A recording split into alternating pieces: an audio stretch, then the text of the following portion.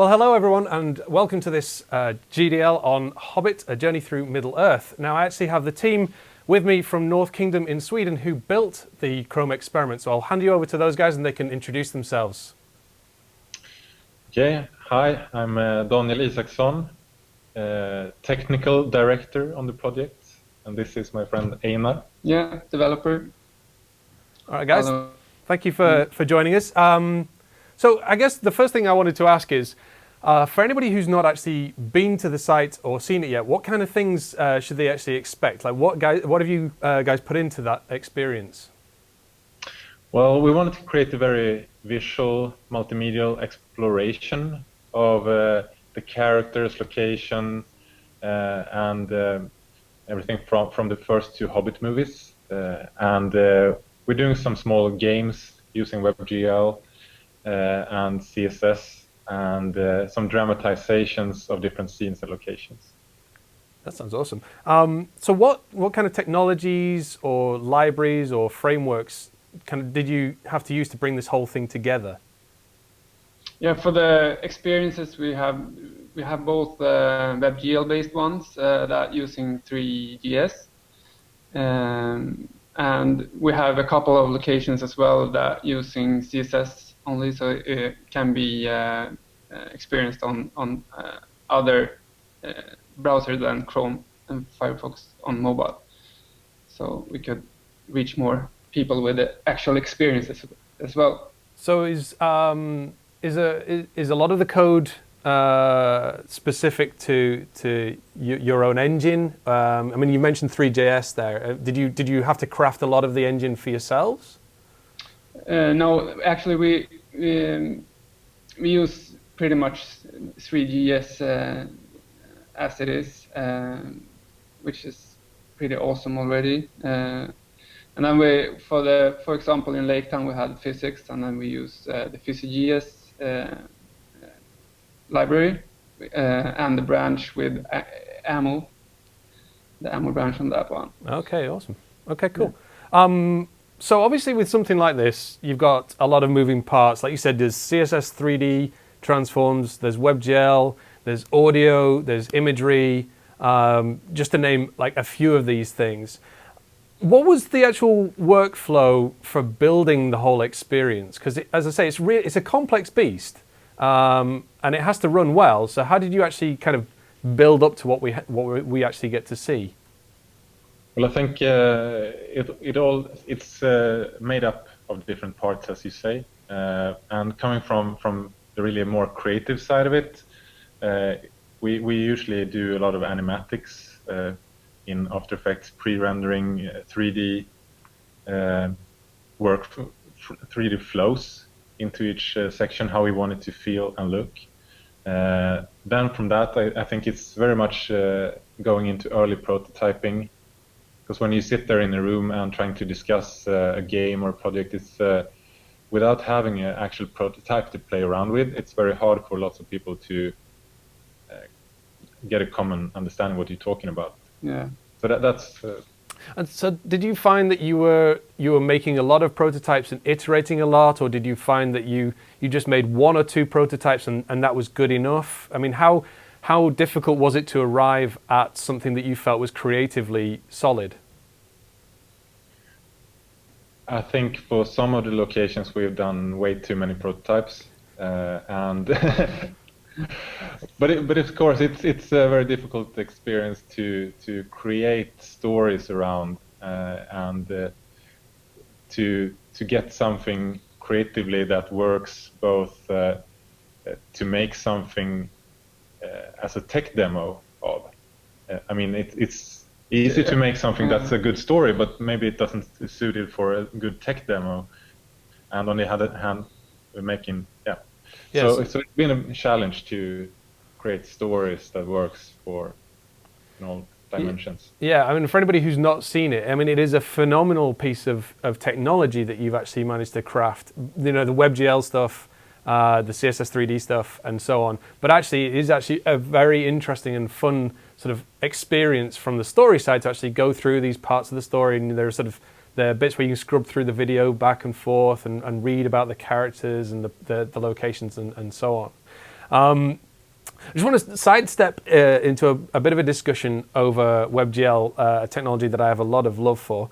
But debugging WebGL particularly is notoriously horrible and difficult because sometimes all you get is this black screen and no errors, no warnings, just the miserable black screen of nothingness. So I'm curious, kind of what was your sort of your tool chain? What did debugging look like for you in terms of finding, fixing, and squashing bugs?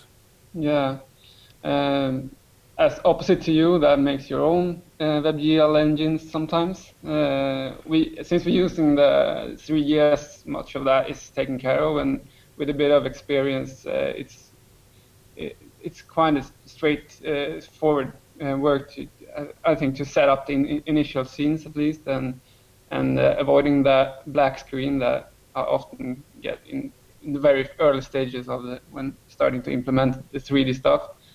But once you have pointed your camera in the right direction, set up all the lights and all that basic stuff, it's pretty straightforward.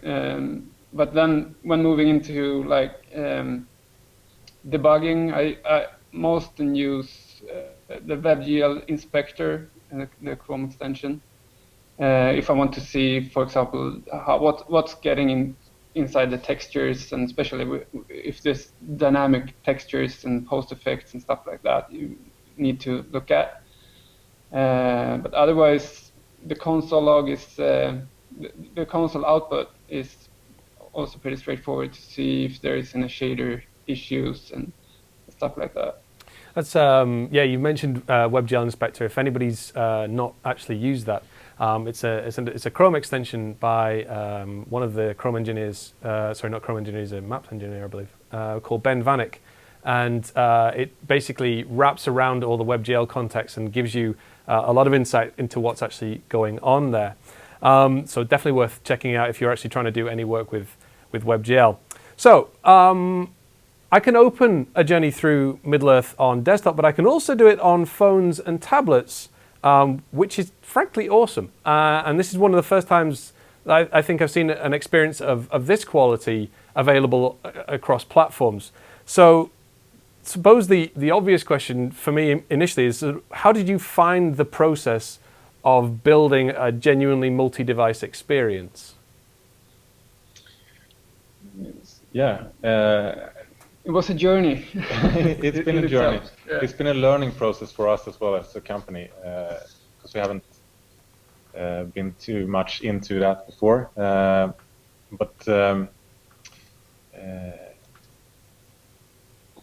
mean, from the beginning, it was a big hurdle to decide what to do with platforms that didn't support WebGL, for example. How to handle that, how to communicate with all different kinds of mobile devices that couldn't support the experience.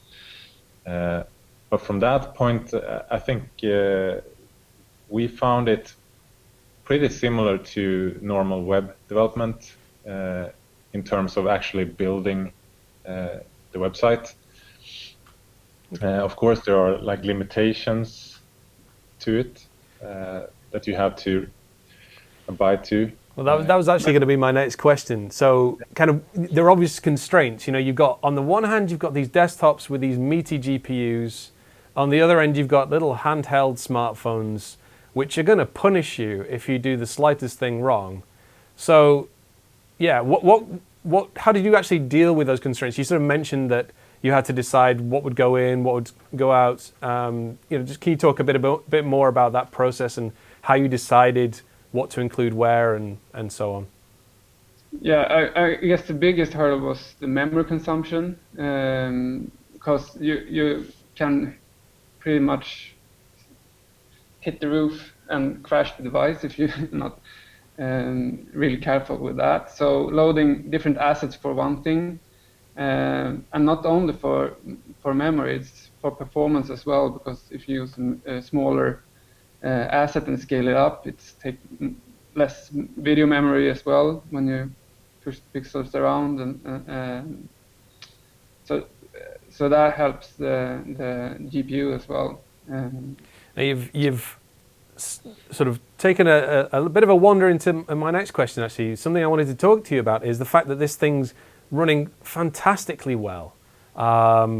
Astonishing, actually, just how well this thing runs on mobile devices in particular, where you'd be a bit concerned, or I'd definitely be a bit concerned when you're sort of talking WebGL and 3D transforms, just generally, that you want to keep this stuff running fast, because otherwise there's no point in including it. It's just going to frustrate the user. So, what were your performance considerations, and how did you actually make sure that you were going to stay at 60 frames a second, or as close as you possibly could to that?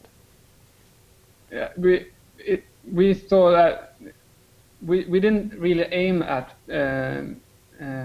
reaching the 60 frames per second on mobile. We felt that it's much more important that we keep a stable frame rate at a lower frame rate than pushing it up to 60. So if it could be like around 30, that's enough if we don't have this jank or the frame skipping going on. So I guess the eye is much more forgiving if it's not glitches in there. I mean, that took a lot of testing. Yeah, so of course, we a had lot of iterations to make running smooth. Lots of devices running from quite low-end devices to the newest, most performant devices. But then, of course, we disable stuff on low-end devices, post effects. We reduce the size of the canvas that is drawn to, and all the tricks that's needed. Yeah. So and did you? Sorry. I was going to ask, did you then have to keep a bunch of these devices around in your studio to just kind of step through and go, okay, now how's this running on this device, and now how's this running on this device? I mean, that seems like a big process to go through. Were you able to automate, or was this just something that you actually had to step through and do yourselves every time you made a release?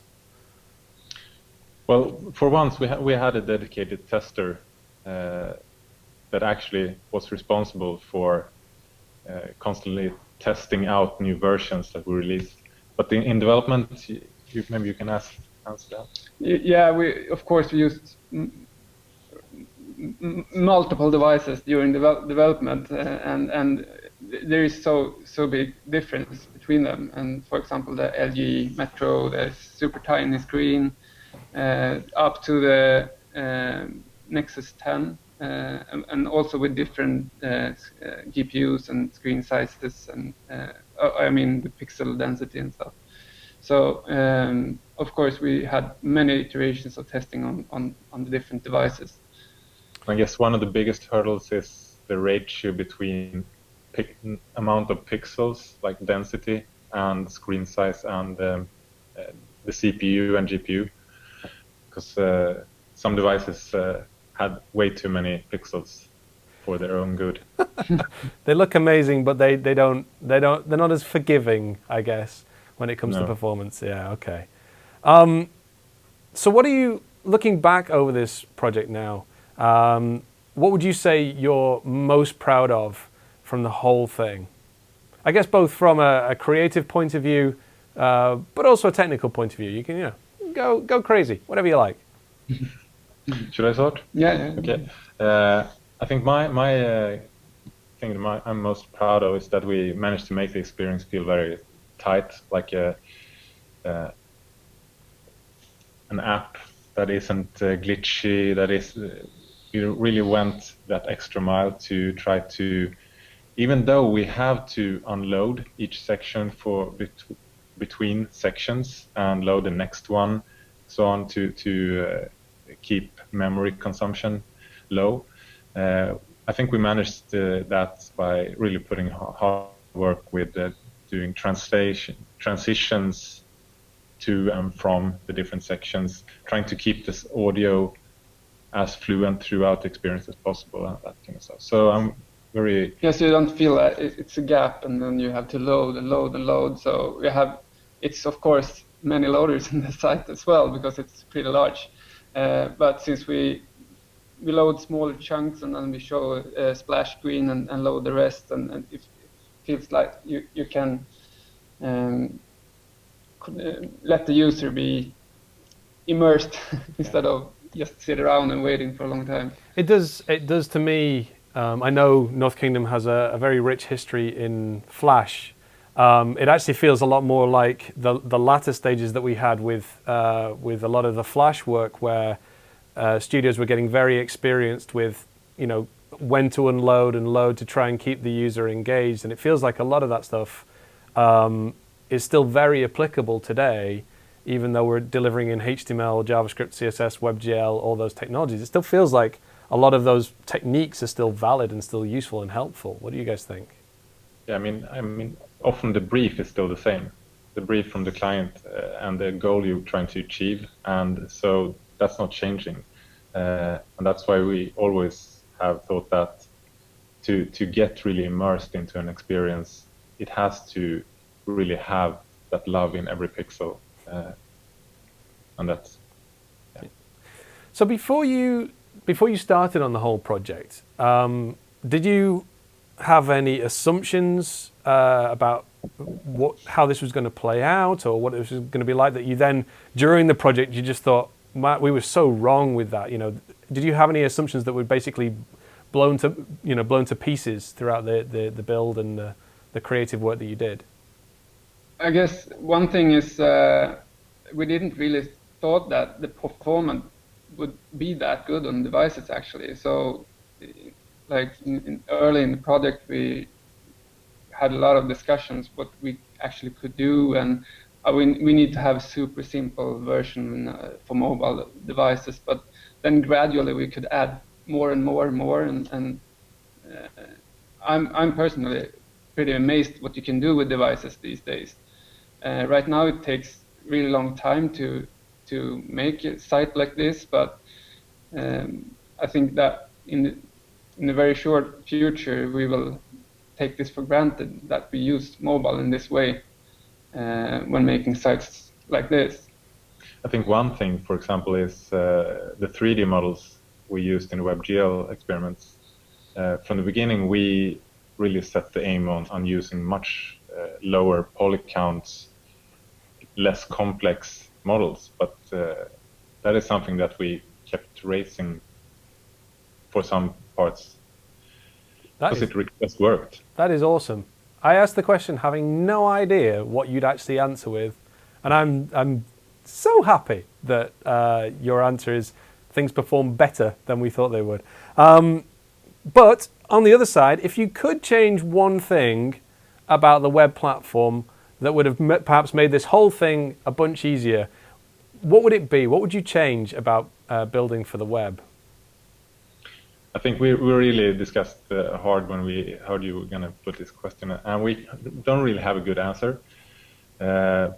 One thing that usually is the big blocker and that always comes up in discussions is like integrated video on mobile, to be able to create interactive video experiences, because that's something we get in every brief from a client. But I don't know. I mean, there's a reason to why that's the case, and I'm not sure it would be a better world going that way. Okay, awesome. I would say also that to have a better workflow with animations and vector-based graphics. There is so many techniques that you can use, and it's scattered all over the place. But maybe not changing the platform, but the workflow for us developers to get all those techniques under the same roof and use them easily. Awesome. Easier. Okay. So something like this is an experience like a journey through Middle-earth is naturally very cutting edge in what it's trying to do and the techniques that you've used. Were there any resources that you relied on or that you looked at to help you build it as you were going through, or was it just something that you just had to iterate through on your own and just kind of hope for the best? I think that how the development community looks like now is we haven't had it easier than this to find answer in stuff, because you use dependencies and components and GitHub and Twitter is so so easy to get access to not only the ones that wrote the code from the beginning, but all the communities behind, like the IRC channel on 3GS. Always people there helpful, can just quickly answer if you have anything. So yeah, I think it's a great place. It sounds like people power is basically the answer. You know, IRC, Twitter, GitHub. Go to the people. There are loads of really experienced and helpful developers that will actually help you kind of get to your end goal. Yeah? Yeah. Awesome. Yeah. Well, there are 2 articles by you guys on HTML5 Rocks, which I'd really recommend, that steps through in a bit more detail some of the technical challenges that you've faced. And if you've not seen A Journey Through Middle-earth yet, definitely go and check that out. It's well worth the time to just explore every nook and cranny. I had one heck of a time trying to get all the correct answers to Smoke and not get burnt to a crisp. But that's definitely worth your time as well. It's plenty fun listening to Benedict Cumberbatch do his dragon thing. But all the same. In any case, guys, thank you so much for taking some time out, and catch you next time. Yeah. Thanks for having us. Thank you.